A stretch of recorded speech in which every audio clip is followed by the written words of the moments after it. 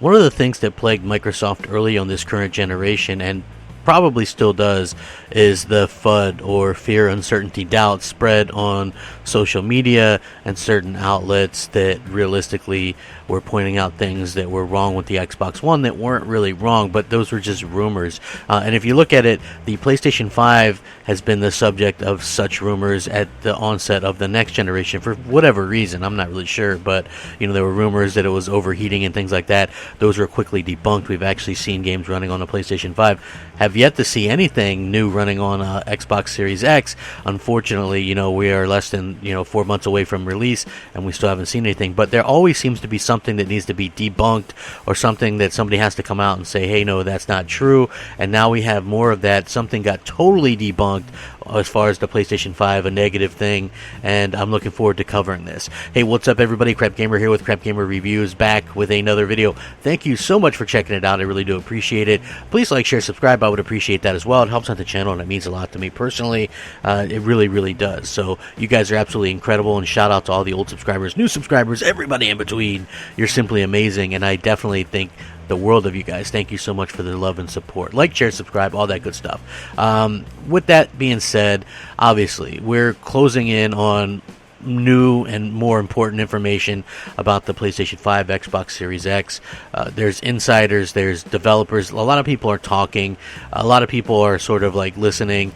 And I just feel like right now, for whatever reason, the PlayStation 5 is getting a bit of a bad rap, like it's been designed poorly, or that it can't do things that the Xbox Series X can. Listen, there's a 16 to 18% gap. That's not a huge gap. In fact, I believe it's according to information, it's the smallest gap between two competing consoles in any generation. So much smaller than what we started last generation with, much smaller than what Microsoft did with the Xbox One X against the PS4 Pro.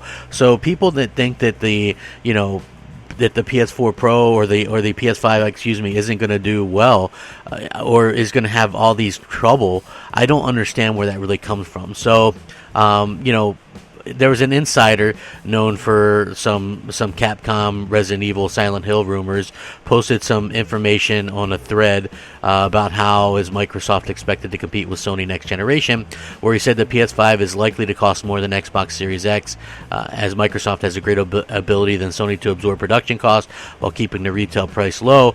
Additionally, he reported information about his sources that Sony's next-gen console is struggling more than Xbox Series X with performance in multi-platform. First of all, I would say that if Microsoft was realistically just willing to take a huge loss on their console, they wouldn't need to create a Lockhart or Series S to begin with, right?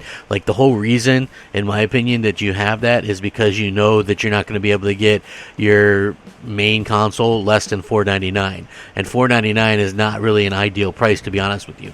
For the same reason that Sony created a discless console, because you want to try and get these things out there as quickly as possible or whatever, and you want as much adoption rate as you possibly can. So there's actually, I've never heard any rumor or anything like that about the price or the possibility of the PS5 costing more than the Xbox Series X. Now, the Xbox Series S is a totally different thing, so that would be a totally different thing, a much weaker console. But and as far as the multi-plats and stuff goes, I always found that funny, because people are saying that the PS5 can't do this or that or the other thing, but then in the next breath they're hyping up the Xbox Series S about how great it is to have a choice, and how honestly, if the PS5 can't do something, what do you think the Xbox Series S is going to do, to be honest for you? So this is what this person pretty much had to say. He said PS5 is easier to develop for overall, and Sony has very talented studios behind it that will get the most out of the PS5, and I have no doubts about either. But this topic is about how Microsoft will compete, so what I'm focused on when it comes to cross-platform games, they will end up performing a lot better on Series X. Series X will have a tech advantage over PS5, and it'll be more than marginal. And he goes on to basically say that Resident Evil Village, which is apparently struggling to get 1080p 60 on the PlayStation 5, he said he heard from developer friends that this is probably going to be happening in other multi-platforms too. And mostly he was just talking about that particular game. basically saying that Resident Evil 5 was doing 4K 60 on the Xbox Series X and was struggling with 1080p 60 on the PS5. Again, this is just basically what he's saying, and then people had chimed in on the actual thread themselves talking about some other things. So then he went out and kind of walked back the original statement, saying that some people are already misquoting him, so he's going to tweet to clarify. He said the thing about Resident Evil 8 performance a few months ago on PS5, that's true. He says he even said the post, but he also knows Capcom has some very talented people and the engine is customizable. So he says they'll probably be working perfectly by launch, but people are trying to say, I'm saying the game won't run that well on launch. That's not what I said, not what I claimed. So basically he walked that back, and the funny thing is this engine that they're working on, I believe, is just a modified engine what we got with the remaster, or the remakes, which that one on the PS4 Pro was 1600p 60 frames per second. It actually ran better on the PS4 Pro than the Xbox One X, despite the Xbox One X having a much bigger power difference. So he came out and said that, and then you had an insider say, kind of quote his thing and say the difference is the smallest ever between two competing consoles.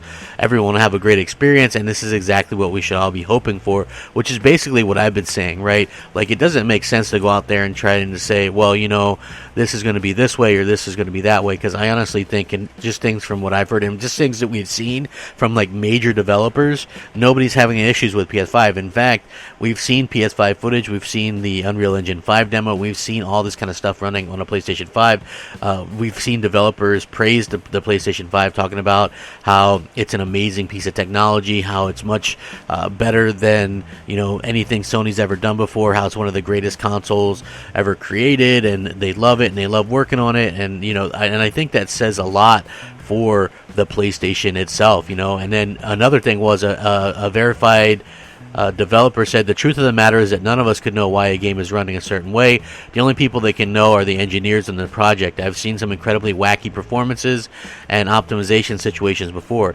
You can bring a game to its knees with a couple lines of codes or some rogue assets. I would not think too much of it. The specs on both these next-gen hardware are really damn close and very powerful. Let the developers work through whatever they need to. See, again, this is from an actual developer, so you know, it's very plain to see that for whatever reason, PlayStation is getting some of the nonsense this generation. You know, it's just one of those things where I'm not really sure what, you know. There seems to be, like, trust me, when I was early on, was a huge Xbox fanboy and all this kind of stuff, there wasn't a whole bunch of us, you know. We were like considered to be outcasts or whatever. So it's very interesting to me that there's so much of this kind of pushback against Sony on a generation where they absolutely delivered in every facet that you can imagine, right? I mean, the only thing that you could say positive about Xbox is they have Game Pass, and that they put their games in the Game Pass or whatever, and I think that's fine.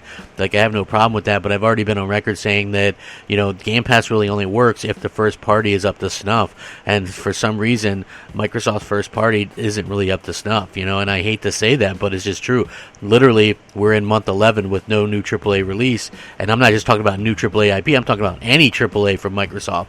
11 months, it'll be 14 to 15 months before Halo will have finally released, you know, if it releases in November or December. So going from Gears to Halo, and you're waiting over a year, that's a significant wait, and I think that, you know, that makes Game Pass that much less more attractive, in my opinion, you know, especially as we get into more of the futuristic side of gaming and people want their own services and stuff. You know, already some of the bigger companies don't have anything to do with you know, Game Pass. When you look at like the Ubisofts or the Activisions or the EAs, they're never going to put games in Game Pass. So you're going to see smaller and smaller games, and then the more reliance on the Xbox stuff. So I think that's kind of where we're headed towards. But just the fact that people are trying to say that the PlayStation is going to cost this or this, there's been no analyst that has predicted a PlayStation 5 realistically costing, you know, $600 or whatever, because that would be foolish. The smart money is on PlayStation 5, the one with the disc drive, being $499. Same with the Xbox Series X, and then the smart money also says $399 for the digital PlayStation 5, and who knows about the Series S. I mean, it's so weak in comparison to the other consoles. Who knows what it's going to sell for? But knowing Microsoft, people would be smart to assume $299, $399. I think it just really depends on what they cut out. I mean, if it doesn't have a disk drive, or if it doesn't have a controller, like, what else can they take out? Maybe make it with cardboard instead of plastic. I don't really know. But anyway, hopefully this clears up some things.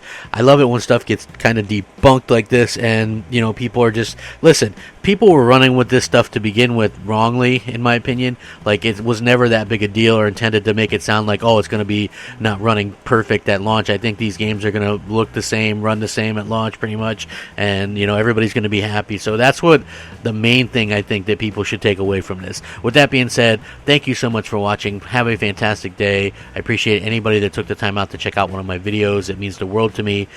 Please stay safe, happy, and healthy. Rack 'em up. Game on. Crapgamer out. Unscripted.